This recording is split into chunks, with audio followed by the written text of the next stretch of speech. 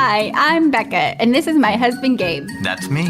Welcome to the podcast celebrating Jack Russell Terrier dogs. And all the joys of companionship with canines of every kind. Each episode will explore all the heartfelt, humbling, and hilarious stories that only dog parents can truly relate to. We're Jack Russell parents.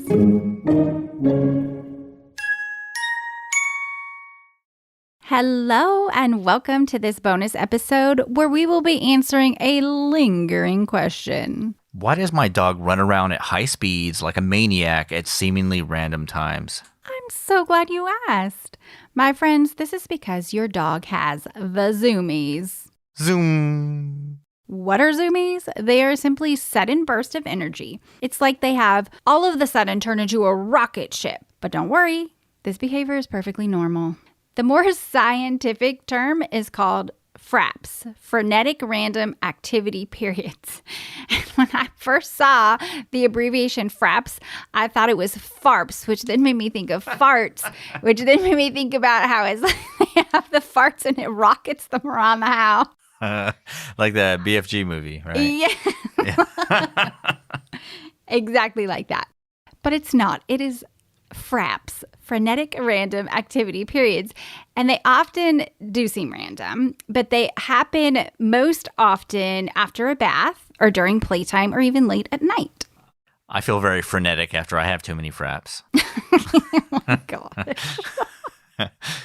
You know, Carson sometimes has the Zoomies right before bedtime, right? And he has just that one last crazed run around the house. That's why we try not to let him play in the bedroom at all, because he'll get the Zoomies and he'll tear the sheets off the bed, run into the garden, get mud everywhere, and just get completely nuts if we let him. Yeah, he can really get out of control. And occasionally I'll let him out in the middle of the night to go potty. And he starts playing like that, like just running around like that in the grass. And I'm like, dude, it's the middle of the night. We're going back to bed. And I'm like, dude, I'm in bed. Can you guys keep it down? Yes, thank you for your help. So the Zoomies are just your dog having fun then, right? So finding a way to get out their energies. Yeah. However, if you find that they're doing them a lot, you may need to increase their physical exercise or even engage them in some sort of mentally stimulating game to tire them out.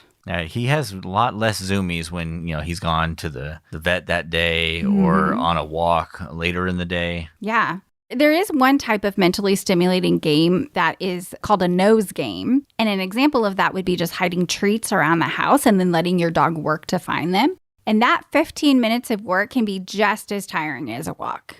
That sounds exhausting. With my nose, the treat would have to be pretty well rotted for me to find it. Gross. Yes, you don't have a very good sniffer.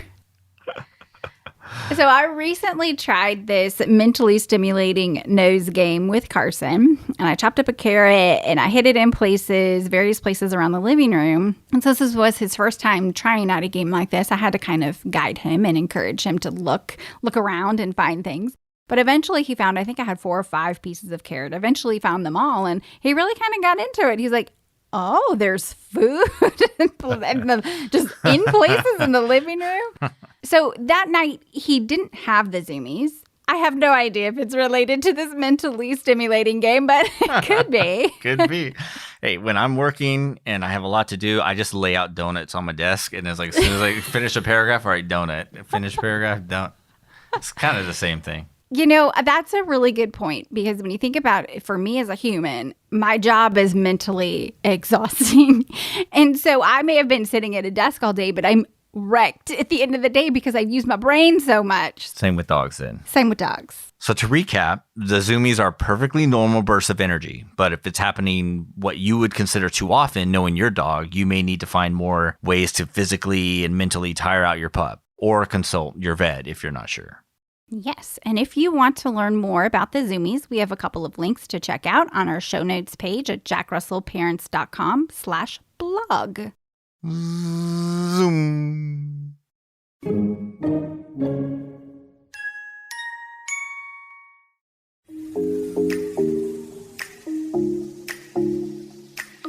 Aloha Mama Apparel wants to spread the spirit of aloha.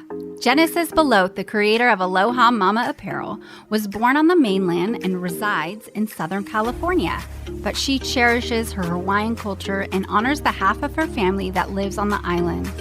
She loves being a mama and a designer.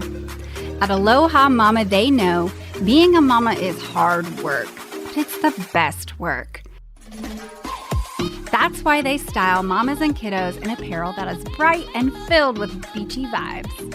For the cutest casual attire celebrating the spirit of aloha, go to shopalohamama.com.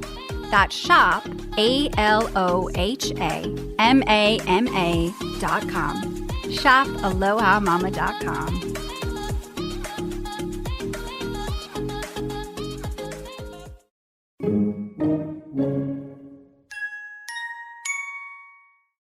Today, we also have some JRT fan responses that didn't quite fit into our Walking Your Human episode, so we thought we would put them here as a bonus. We asked other dog owners, do you walk your dog or do they walk you? We asked very tongue-in-cheek, really, knowing the Jack Russell breed. And how crazy they are. Yes. In first, we asked in a general dog group, really dogs of all kind, and most of the replies were quite serious. Whereas when we asked in the Jack Russell group, we got a whole lot of fun answers. Jack Russell parents were like, let's keep it real. It's crazy out there. Good luck.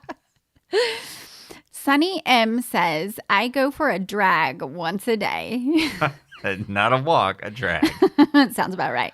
Tammy K says, neither. I have 60 acres and he has never been leashed other than to go to the vet, and I have to carry him because he doesn't know what to do with a leash on. At least he lets her pick him up. That's a good thing. Yeah. Cynthia R says, I can't tell. It's a toss-up. So 50-50? Yeah. And what I love about the first three responses is every single one of them has a laugh cry emoji. Like they just get it. Shauna M says, in the beginning, they walked me. After 10 years, they finally decided to stay by my side as we walk. Aw, so in another 4 years, Carson will walk by her side. Maybe 8. That's great. I'm glad for your success, Shauna. Marie R says, my 5-month-old girl walks amazingly on lead. She walks by my side. Thank you for the hope, Marie. This is awesome news that it can be done. Leslie R says, after dog training class, he walks great, but he's the first of 3 Jacks that this has helped. So just know you probably have a 1 in 3 chance of getting a Jack that will walk next to you or even respond at all to a dog training class. So, thank you for sharing with us, everyone. We always have a great laugh looking at your adorable pictures and hearing how your lives are just as crazy as ours. If you'd like to hear about your pet on the upcoming episodes, follow us on social media at JRT Podcast and answer our next question. So, whether you walk your dog or they walk you, one thing is for sure. We love them to pieces. Our walks and our lives would be boring without them. Thanks for listening to this bonus episode. Until next time, this is Becca and Gabe, the Jack Russell parents. Carson, say bye-bye. We'd love to connect with you online at jackrussellparents.com or on Instagram, Facebook, and Twitter at JRT Podcasts. That's at JRT for Jack Russell Terrier Podcast. The Jack Russell Parents Podcast is produced by Earball Audio. Jack Russell Parents is brought to you in part by Super Chewer. From the makers of BarkBox, Super Chewer is a themed monthly delivery of toys and treats made especially for dogs who play harder and demand a challenge. Simply go to jackrussellparents.com and click the Super Chewer link to enjoy their great offers while also supporting our podcast.